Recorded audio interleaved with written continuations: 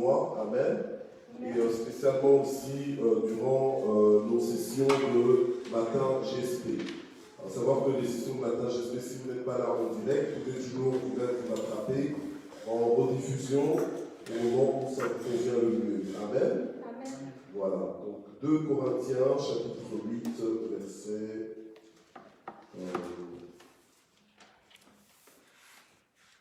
verset 9. 2 Corinthiens, chapitre 8, verset 9. Car vous connaissez la grâce de notre Seigneur Jésus-Christ, qui pour vous s'est fait pauvre, de riche qu'il était, afin que par sa pauvreté vous soyez enrichis. Alléluia. Amen. Oh, heureusement qu'il y a une personne au moins qui est là pour dire Amen. Alléluia. Amen. Gloire au Seigneur. Donc, en fait, durant ce mois, qui est le mois de la richesse, nous allons découvrir ensemble quelles sont les véritables richesses selon Dieu. Alléluia. Amen. Et faire l'inventaire de notre richesse en tant que fils de Dieu. Alléluia. Amen. Vous savez que des fois, tu peux être riche, mais tu ne sais pas que tu es riche, et donc finalement, tu vis comme un pauvre. Alléluia. Amen. Amen. Un riche qui est ignorant de sa richesse, en fait, c'est l'équivalent d'un pauvre. Alléluia. Amen. Et la Bible nous dit que vous connaîtrez la vérité vous affranchira. Donc le Seigneur veut vraiment nous affranchir de notre ignorance, veut nous affranchir de ce que nous ne savions pas, amen, de nos limitations. Alléluia. Donc ce mois-ci, nous allons découvrir ensemble notre richesse, puisque la Bible, comme nous venons de le lire, nous dit que Jésus, de riche qu'il était, il s'est fait pauvre, alléluia, mais afin que par sa pauvreté, nous soyons enrichis. Alléluia. Donc nous sommes riches en Jésus-Christ. Alléluia. Amen. Nous sommes riches en Jésus-Christ et notre richesse n'est pas limitée qu'à l'argent ou à l'or. Alléluia. Amen. Gloire au Seigneur. Mais ce matin, le Seigneur m'a mis à cœur de nous apporter un message que j'ai déjà eu quelque part l'occasion de nous prêcher ça. Donc il y a certaines personnes qui vont l'écouter, ça va certainement leur rappeler un message que j'ai déjà prêché. Amen. Et ce message est intitulé « Devenir ami de Dieu ». Devenir ami de Dieu. Voilà. Devenir ami de Dieu. En fait, faire en sorte que nous ayons une certaine réputation aux yeux de Dieu. En fait, travailler, bâtir notre réputation ou bien notre renommée devant Dieu. Qu'est-ce que Dieu pense de toi? Qu'est-ce que Dieu dit de toi? Alléluia. Amen. Gloire au Seigneur. Vous savez, lorsque on parle de réputation, lorsqu'on parle de renommée, souvent c'est attaché à un nom. C'est-à-dire que quand on cite ton nom, qu'est-ce que ça inspire aux gens? Amen. Qu'est-ce que ça inspire? Quand on dit Nathanaël, qu'est-ce que ça vous dit? Voilà. Donc on peut citer le nom d'une personne, il y a toute la réputation, il y a toute l'histoire de la personne, ce que la personne représente à tes yeux, par rapport à ce que la personne est, par rapport à ce que la personne fait, par rapport aussi au cœur de la personne, par rapport aux gestes de la personne, aux paroles de la personne. Donc, il y a un nom qu'on peut citer, il y a des mots qu'on peut citer qui peuvent produire en toi un sourire, une bonne disposition. Il y a aussi certains noms qu'on peut citer qui peuvent produire en toi un malaise. Un malaise, une crispation, un stress, voilà, parce que à cause de la réputation de la personne. Il y a des bonnes réputations qui vont créer en toi un bon accueil, tandis qu'il y a des mauvaises réputations qui vont faire que tu n'as pas envie.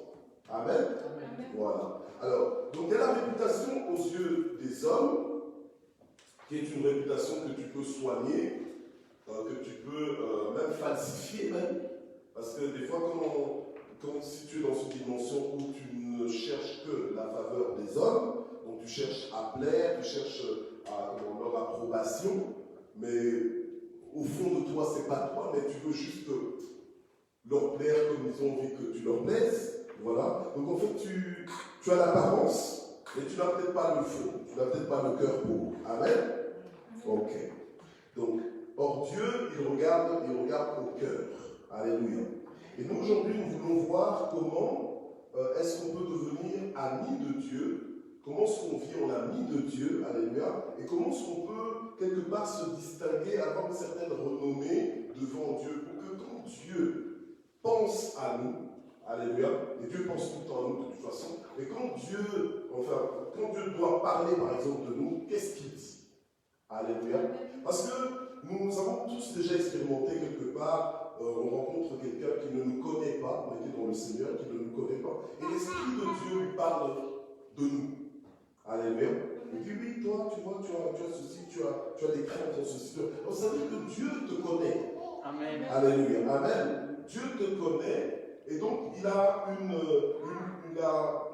un point de vue par rapport à toi. Il a une certaine considération par rapport à toi, il sait qui tu es en fait. Amen. Alléluia. Donc, et dans la balance de Dieu, on est là et on a tous des points différents. Amen. Amen. Parce que des points différents par rapport à l'appréciation de ce que Dieu voit dans nos vies, par rapport à la façon dont on marche avec lui, la façon dont on s'abandonne à lui, la façon dont on obéit à sa voix. Alléluia. Alors on va lire aujourd'hui Proverbe 22, verset 1. Proverbe 22, verset 1, on va y aller calmement, quoique je n'ai pas forcément beaucoup de temps, mais ce n'est pas grave. On va y aller calmement. Proverbe 22, verset 1.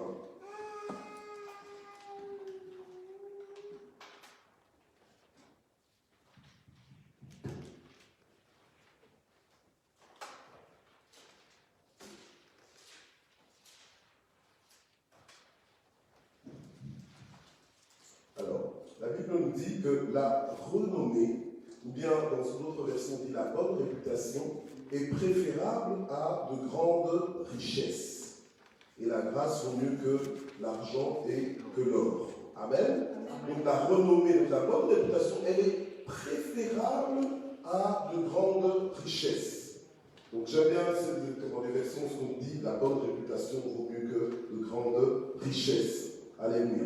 Donc c'est vrai que tu peux vouloir des richesses de ce monde, mais la Bible nous enseigne qu'il y a des choses qui valent plus que la richesse ou les grandes richesses. Entre autres, la bonne réputation. Alléluia. Le fait d'avoir une bonne réputation va faire que les gens t'accueillent, les gens veulent se connecter à toi. Alléluia. Amen. Que les gens ne t'évitent pas, mais qu'au contraire, les gens t'invitent. Alléluia. Amen. Que les gens, quelque part, aiment ta compagnie, ils veulent travailler avec toi-même. Alléluia. Amen. À cause de ta bonne réputation. Donc, la bonne réputation, c'est une clé, c'est quelque chose de valeur. Tu peux ne pas avoir de grandes richesses, mais à cause de la bonne réputation que tu auras accès aux grandes richesses. Tu auras accès aux gens qui ont de grandes richesses et qui justement veulent ta présence. Alléluia. Amen. Donc c'est la Bible qui le dit. La renommée, elle est préférable à de grandes richesses. Aujourd'hui, comme je vous ai dit, on veut voir la renommée devant Dieu. Non pas devant les hommes, mais devant Dieu. Amen. Alors, Paul pouvait dire que si je cherchais encore à plaire aux hommes, je ne serais pas serviteur de Dieu. Mais donc, ça veut dire qu'il cherchait à plaire à Dieu. Alléluia. Donc, sa vie, il la vivait pour les yeux de Dieu. Il vivait pour l'approbation de Dieu. Il vivait en fait pour la validation de Dieu. Alléluia. Amen. Donc, nous voulons bâtir une réputation qui est validée par Dieu, qui est appréciée par Dieu, qui est acceptée par Dieu. Alléluia. Amen. Et qui nous met aussi à part aux yeux de Dieu. Proverbe 27, verset 21. Proverbe 27, verset 21 nous dit quoi?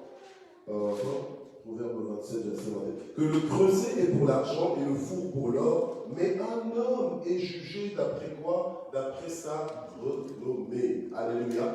Un homme est jugé d'après sa renommée. Donc un homme est apprécié. Donc Proverbe 27, verset 21. Un homme est apprécié, alléluia, selon sa renommée en fait. Ok? Et la renommée est très importante. Il ne faut pas croire que la renommée n'est pas importante. Il faut arrêter d'avoir cette attitude de dire je m'en fous de ce que les autres pensent.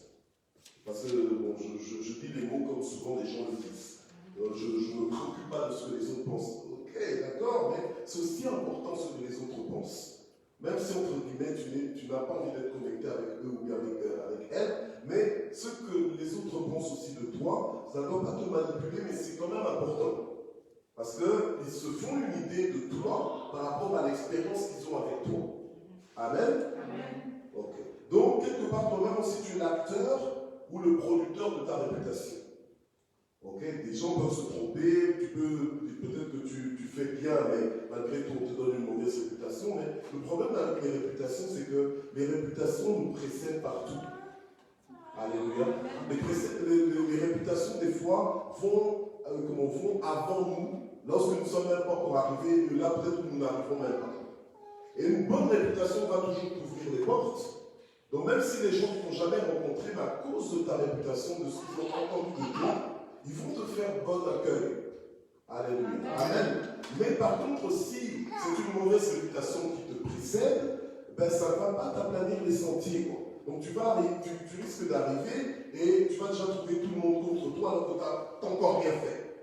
Vous comprenez? Donc la réputation est quand même importante. Alléluia. Amen. Mais maintenant, pourquoi avoir une réputation aux yeux de Dieu? Alléluia. Qu'est-ce que ça va m'apporter? C'est un peu ça que nous allons voir aujourd'hui. Alléluia. Amen. Ok. Donc, on va dans Ecclésiaste 7, verset 1. Ecclésiaste 7, verset 1. La bonne renommée vaut mieux que l'huile parfumée. Alléluia. Donc, je lis juste la première partie. Donc, la bonne renommée vaut mieux que l'huile parfumée. L'huile parfumée, en général, quand quelqu'un met de l'huile parfumée, ça sent bon. Et ça nous oblige presque à apprécier. Vous savez, les odeurs il y a certains parmi nous qui négligent les parfums, qui n'ont pas cette culture peut-être de parfum. Mais les parfums, c'est quand même important parce que, vous savez, tu peux quelque part, si tu mets un peu de parfum, même que cette odeur-là, ça te détend. Ça te détend, ça peut te rappeler même des souvenirs, des bons souvenirs. Ça joue dans la psychologie, dans le moral d'une personne. Amen. Alors on dit que la bonne réputation, elle vaut même mieux que l'huile parfumée. Déjà, l'huile parfumée, elle est chère. Et en plus de ça, on te dit que la bonne réputation vaut mieux que ça, parce qu'une bonne réputation, en fait, ça donne, c'est cette bonne odeur de ta présence. Vous savez, quand quelqu'un, par exemple, est parfumé, quand tu arrives, tu dis, ça sent bon, et du coup, tu es tout de suite aussi de bonne humeur, contrairement, ça me fait cet effet-là. Amen. Ça me fait cet effet-là, et je sais que normalement, c'est l'effet que ça fait aussi à tout le monde. Amen. Même en général, même si tu n'aimes pas trop les parfums, toi, mais sentir que voilà, tu préfères encore que quelqu'un sente bon qu'une personne sente mauvais. Amen. Voilà. Ok. Donc, la bonne réputation, elle vaut mieux que l'huile parfumée. On va lire un petit peu dans Exode 33, verset 11. Amen. Exode 33, verset 11. Le rapport que Dieu avait avec Moïse. Amen. Parce que Dieu est un Dieu relationnel, n'est-ce pas? Amen. Dieu nous a appelés à la communion avec lui, amen, en son Fils Jésus-Christ. Dieu est un Dieu relationnel. Amen. Il n'est pas juste là pour juste exaucer sans vraiment s'entretenir avec toi. C'est un Dieu qui aime bien passer du temps avec toi, qui aime bien te parler, qui aimerait bien en tout cas. Alléluia. Amen. Qui aimerait bien entrer dans ce genre de dimension avec toi et avec moi. Exode 33, verset 11. L'Éternel parlait avec Moïse face à face, comme un homme parle à son ami. Alléluia. Amen. Amen. Donc, en fait, Moïse avait une relation, une intimité avec le Seigneur qui faisait que, aux yeux de l'Éternel, Moïse était son ami. Amen. Amen. Donc, quand il pensait à Moïse, il disait, c'est mon ami. Alléluia. Parce que Moïse avait une attitude vis-à-vis de lui qui a créé cette intimité. Alléluia. Amen. Amen. Au point que la Bible nous dit qu'il parlait face à face avec Moïse comme un homme parle à son ami. Puis Moïse retournait au camp, mais son jeune assistant, Josué, fils de Nun, ne bougeait pas de l'intérieur de la tente. Alléluia. Amen. Ok. Donc, Dieu avait une relation spéciale avec Moïse. Et toi aussi, tu peux avoir une relation particulière avec Dieu. Amen. Pas juste être là, inscrit dans des relations uniformes. Non, la relation qu'on dit avec le Seigneur, c'est la relation qu'on dit avec le Seigneur. La relation qu'Abyssal a avec le Seigneur, c'est une relation si unique. Chacune de nos relations sont uniques, mais nos relations avec le Seigneur, notre contact avec le Seigneur doit s'améliorer. Amen. Doit être plus intime, être plus profond. Amen. pour qu'on ait vraiment quelque part une marche avec Dieu, au point que Dieu, quand il pense à nous, puisqu'il pense à nous tout le temps, mais quand il évoque notre nom, alléluia, il a tout un profil derrière. Alléluia. Amen. Bon, je ne sais pas si vous êtes en train si le message est en train d'arriver à la maison, si c'est en train d'arriver dans ta tête, si tu es en train de le comprendre. On va lire un petit peu Jean chapitre 15, versets 14 et 15.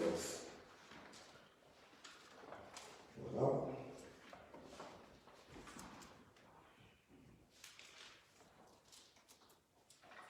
Jean chapitre 15, versets 14 et 15.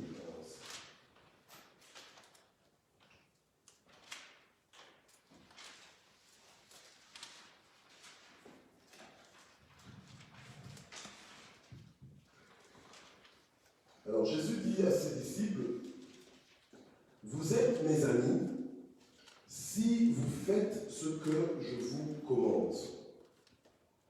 Je ne vous appelle plus serviteur parce que le serviteur ne sait pas ce que fait son maître. Mais je vous appelle ami parce que tout ce que j'ai appris de mon Père, je vous l'ai fait connaître. Amen. Voilà. Donc le Seigneur, en principe, veut toujours qu'on évolue en fait dans notre relation avec lui. Au départ, on ne le connaît pas, on vient le connaître, on est de nouveau, on est bébé spirituel, et au fur et à mesure, on doit grandir. Amen. En maturité, on doit grandir dans notre connaissance avec Dieu, on doit grandir dans notre intimité avec Dieu. Amen. Mais aussi, on doit grandir en obéissance. Amen. Alors, quelqu'un qui arrive à un niveau d'obéissance où tu fais tout ce que l'on te commande, tu passes en fait d'état de serviteur à état d'ami. Alléluia. C'est pour ça que le Seigneur dit, je ne vous appelle plus serviteur, mais je vous appelle ami. Mais vous êtes mes amis à condition que vous fassiez ce que je vous commande. Alléluia. Amen. Donc, maintenant quelqu'un qui marche avec Dieu et qui fait exactement ce que Dieu lui demande de faire, eh bien, il entre dans cette position-là d'ami. Maintenant, en tant qu'ami, le Seigneur déjà, quand il pense à toi, il voit son ami, mais en plus, tu as accès en fait à une intimité que seuls les amis peuvent avoir. Il se met à te parler, il te dit des choses, alléluia, il te fait connaître le maximum de choses que tu dois connaître. Amen. Alléluia. En fait, l'accès que nous pouvons avoir par rapport aux choses, par rapport au mystère, par rapport aux choses cachées que nous ne connaissons pas, ben, tout dépend en fait de notre disposition par rapport au Seigneur. Alléluia. Notre disposition de cœur, notre soif de le connaître, notre soif de se conformer à lui et d'obéir à tous ses commandements. Alléluia. Gloire au Seigneur. Alors on voit que dans Éphésiens chapitre 2, verset 10, qu'il y a des choses que Dieu a préparées d'avance pour que nous puissions les accomplir. Alléluia. Amen. Donc, normalement, ces choses, quand nous les accomplissons, le Seigneur reconnaît en nous, alléluia, car nous sommes son ouvrage, verset 10, Éphésiens 2, verset 10, nous avons été créés en Christ pour des œuvres bonnes que Dieu a préparées d'avance afin que nous les pratiquions. Amen. Donc, quand nous pratiquons ces œuvres bonnes que Dieu a préparées d'avance, il y a des choses que Dieu nous demande de faire, il y a des choses que Dieu nous demande de dire, faisons-les, disons-les. Alléluia. Et c'est là qu'on entre vraiment dans cette intimité avec Dieu, où on devient vraiment ses amis. Des gens comme par exemple Abraham, Dieu a demandé à Abraham, écoute Abraham, maintenant viens m'adorer, prends ton fils, viens me le sacrifier. Et Abraham ne s'est pas posé plus de questions que ça. Abraham a pris le fils, il est venu pour sacrifier le fils. Au moment où il voulait vraiment sacrifier le fils, le Seigneur l'a arrêté. Le Seigneur lui a dit, ah, maintenant, je sais que, alléluia, amen, je sais que tu me crains. Donc en fait, il s'est bâti une réputation devant Dieu, une renommée aux yeux de Dieu, par ses œuvres, par son obéissance, par ses actes. Alléluia. C'est comme ça aussi qu'on se bâtit une réputation devant Dieu. Amen. Amen. Dieu nous teste, Dieu permet certaines circonstances dans nos vies, et Dieu voit comment nous faisons. Alléluia. Amen. Donc il ne faut pas juste croire que, oh, pourquoi Pourquoi est-ce que je chercherais à me démarquer devant Dieu, avoir une réputation devant Dieu? Non, je n'ai pas besoin de ça. La Bible nous dit que la renommée vaut mieux que les grandes richesses. Alléluia. C'est important de se bâtir un positionnement particulier devant Dieu. Ce n'est pas que tu es en compétition avec qui que ce soit, mais tu sais quand même j'ai envie de dire, d'impressionner Dieu. Alléluia. Tu sais d'impressionner Dieu, tu sais de faire comprendre à Dieu qu'il peut compter sur toi de façon inconditionnelle. Amen. Alléluia.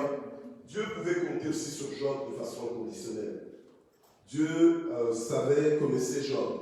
Alléluia. Amen. Il regarde chacun de nous, non pas pour nous mettre des mauvais points, parce que Dieu est un bon Dieu, mais il regarde chacun de nous et il conclut des choses. Oui, il conclut. Alléluia. Il sait que, ouais, toi, je peux compter sur toi pour ceci. Il sait que toi, tu es bon en ceci. Il sait que donc, toi, tu t'abandonnes vraiment à ton Dieu. Dieu sait. Alléluia. Amen. Amen. Et Dieu connaissait aussi la vie de Job. Il a vu Job, et Job lui-même s'écartait du mal.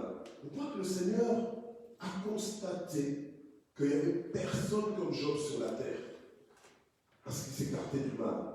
C'est un homme intègre, un homme droit. Alléluia. Amen. Mais vous voyez que tous ces actes-là que Job faisait, en fait, ont fait sa réputation devant Dieu. Alléluia. Amen. C'est bien d'avoir une réputation devant les hommes, devant même les anges, hein, devant peut-être même les démons, mais c'est beaucoup mieux d'avoir sa réputation nette devant Dieu. Amen. Alléluia. De se bâtir une réputation devant Dieu. Donc faire les choses pour que Dieu, tu vois ce que je suis en train de faire.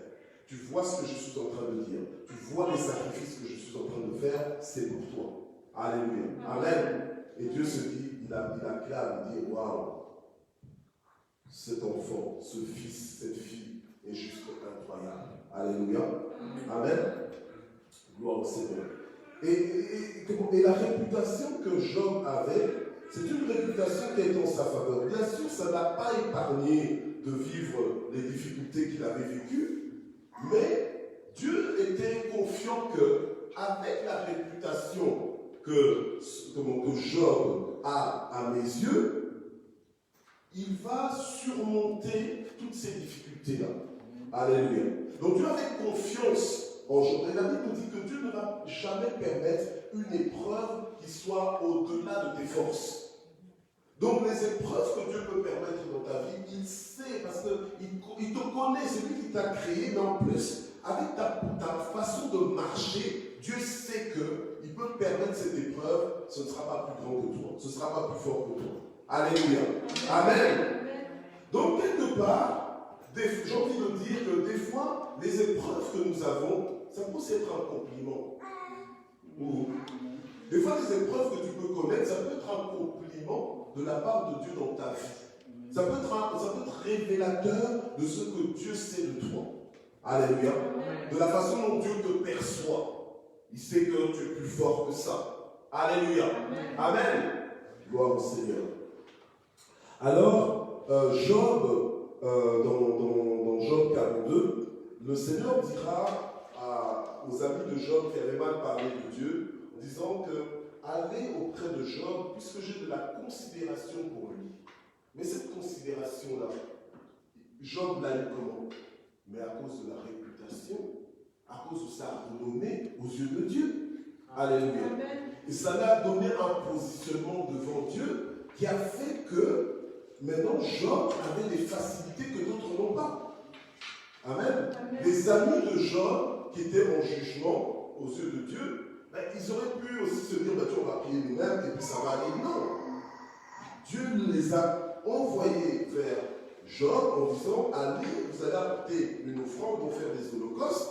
Et puis Job, mon serviteur, pour qui j'ai la considération, eh bien il priera pour vous et ce sera donc, vous serez épargné de ce jugement-là. Amen. Et vous serez restaurés. Alléluia.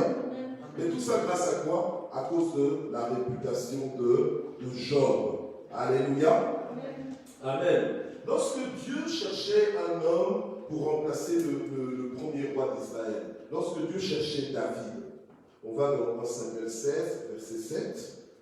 1 Samuel 16, verset 7, lorsque Dieu cherchait un homme pour remplacer Saül, Dieu a dit à Samuel, le prophète Samuel, que voilà, je me suis trouvé un homme, alléluia, un homme selon mon cœur.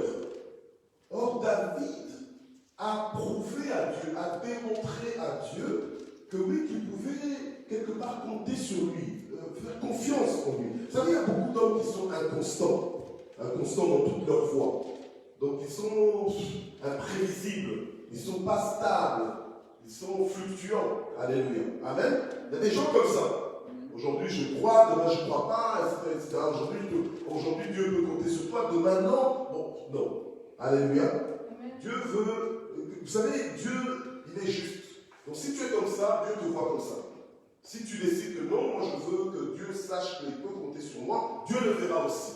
Amen. Amen. Ça va confirmer ta renommée. Alléluia. Amen. Et la renommée, elle grandit. La renommée, elle grandit. Elle peut grandir tout comme elle peut diminuer.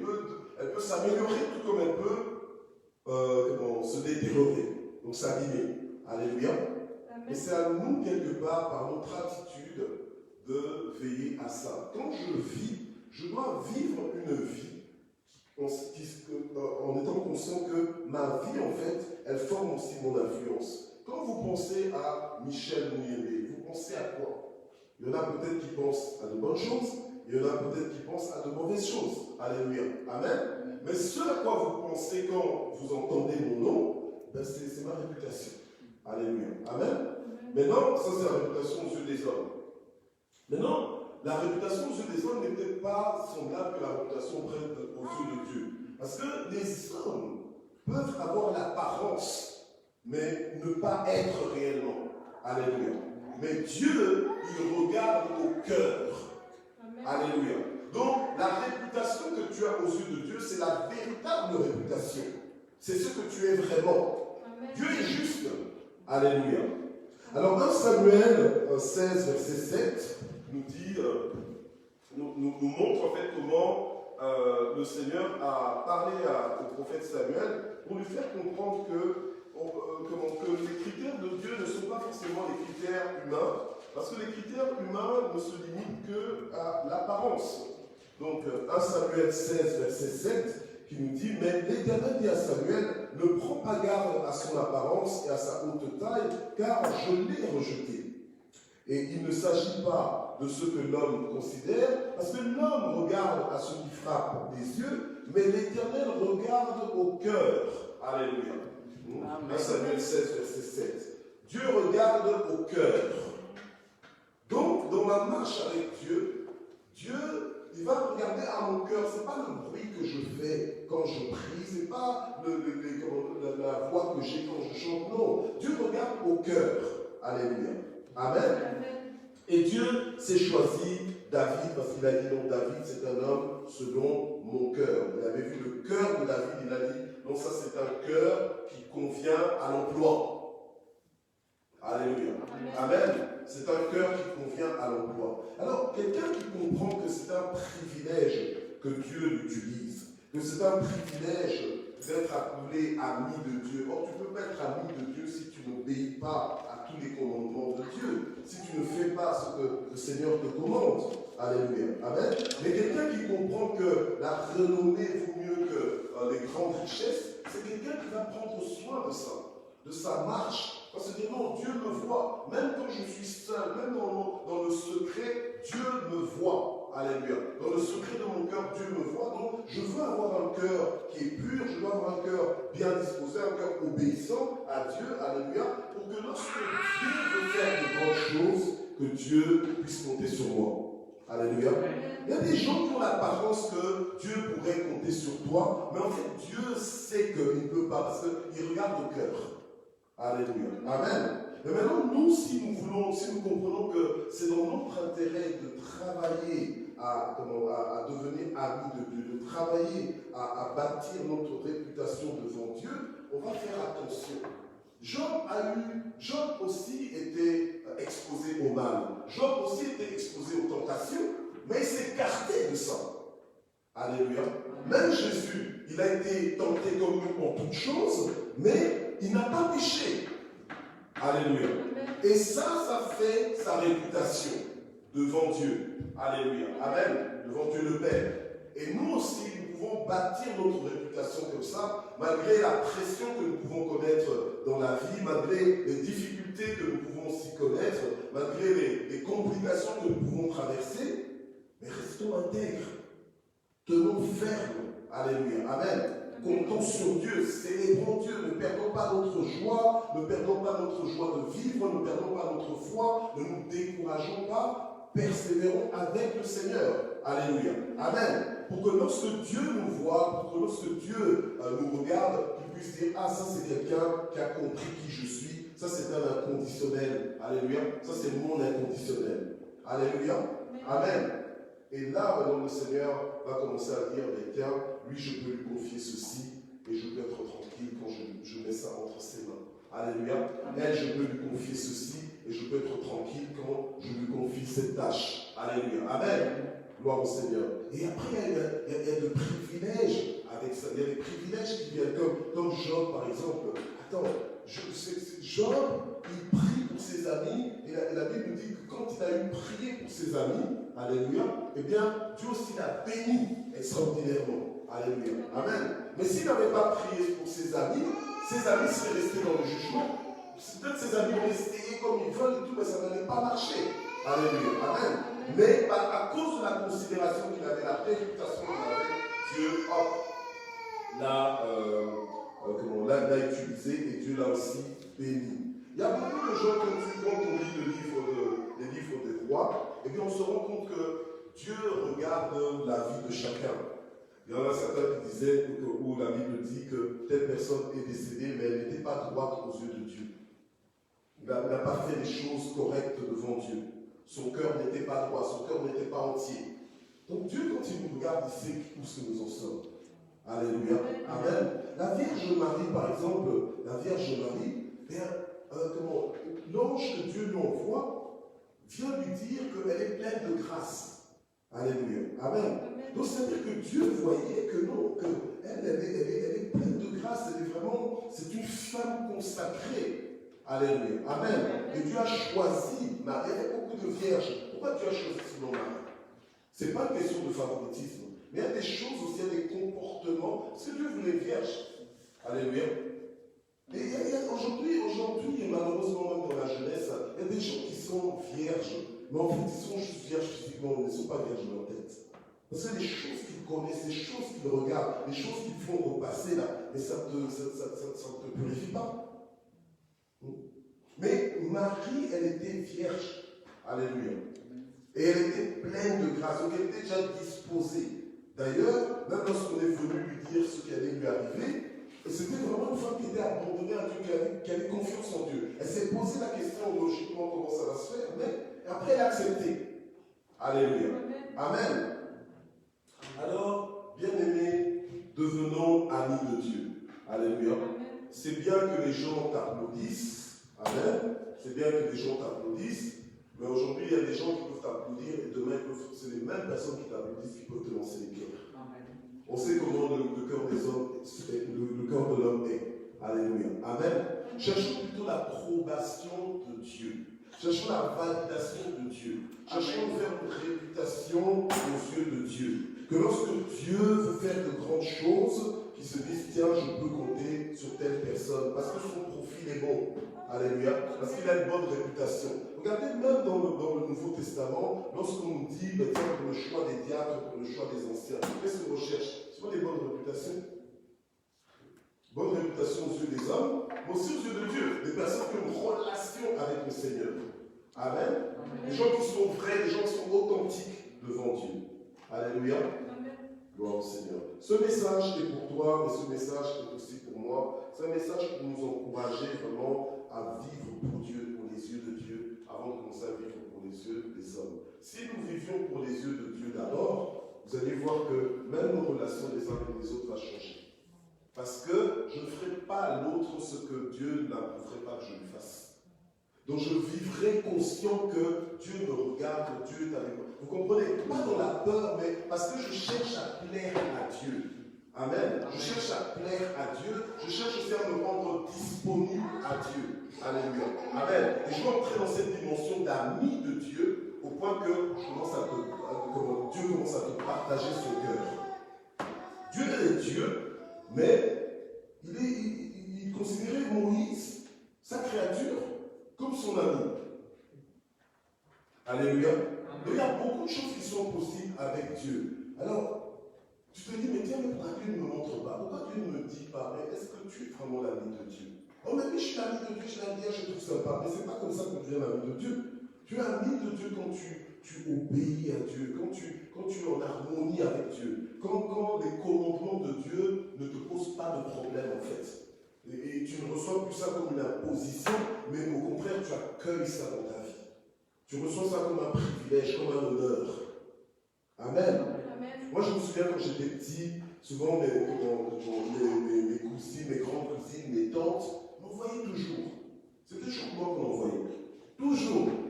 Alors quand on m'envoyait, bon, moi j'aime bien servir, je pense que je suis né avec ça, j'aimais bien servir, je sers, à un moment donné, je me rends compte, attends, il y a l'arnaque ici là. C'est toujours moi qu'on envoie. Je dis, mais attends, mais pourquoi vous m'envoyez toujours moi? Pourquoi c'est toujours moi? Puis il me dit, mais c'est parce qu'on t'aime bien. Probablement un peu eu quoi. Mais c'est parce qu'on t'aime bien. Et en effet, quelque part, je ne sais pas qu'ils faisaient du favoritisme, mais j'étais plus proche d'eux. Donc quelque part, voilà, je suis la personne accessible, et puis bon, c'est comme tu es l'ami, et puis on t'envoie pas, tu es le plus jeune, et dans certaines cultures, quand tu es le plus jeune, mais c'est toi qui vas tout faire. Hein. Donc c'est toujours toi qu'on envoie. c'est toujours toi qu'on envoie et tout ça. Donc voilà. Amen. Mais quand tu deviens ami de Dieu comme ça, tu entres dans les secrets de Dieu. Alléluia. Vous savez, quand la Bible nous dit que Moïse, Dieu parlait avec lui face à face, hein, comme on parle à un ami, alors vous imaginez, donc Moïse, il avait de ses révélations, il avait de ses compréhensions, il avait de ses avances même avec Dieu. Alléluia. Amen. Amen. Et toi aussi, et moi aussi, nous pouvons atteindre ce niveau-là avec Dieu. Mais pour l'atteindre, il faut y travailler. Alléluia. Il faut y travailler d'abord dans son cœur et ne pas chercher à impressionner Dieu avec les apparences, mais plutôt avec le cœur. Alléluia. Amen. Amen. Alors on va prier, on va se lever, on va prier. Seigneur, notre Dieu, nous voulons te remercier pour cette parole. Et nous prions, Seigneur, pour que tu nous fasses comprendre la valeur de la réputation et particulièrement la valeur de notre renommée à tes yeux. Seigneur, que nous puissions comprendre, comme dit ta parole, que notre réputation vaut mieux que les grandes richesses. On est dans le mois de la richesse et nous prions vraiment pour que tu parles à nos cœurs, pour que nous commencions à considérer la richesse comme toi tu la considères. Et que notre échelle de valeur soit changée, qu'elle soit réajustée, Seigneur, à la tienne, au nom puissant de Jésus. Seigneur, donne-nous un cœur bien disposé, donne-nous un cœur qui bat pour toi, donne-nous un cœur qui vit pour toi. Donne-nous, Seigneur, de tout faire en fonction de toi. Seigneur, ainsi nous ferons bien à tes yeux et nous ferons aussi bien aux yeux des hommes. Et nous serons en bénédiction pour notre entourage. Seigneur, viens nous en aide. Nous avons besoin de toi. Nous voulons faire partie de ces personnes pour qui tu as vraiment de la considération. Alléluia. Seigneur, à cause de notre marche avec toi, à cause de notre engagement.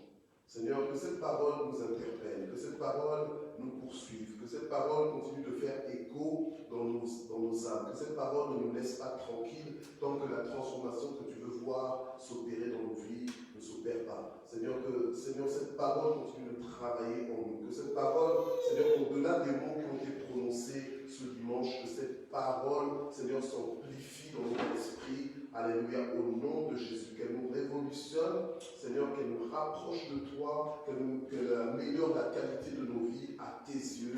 Au nom puissant de Jésus, nous avons ainsi prié. Amen. Dieu vous bénisse.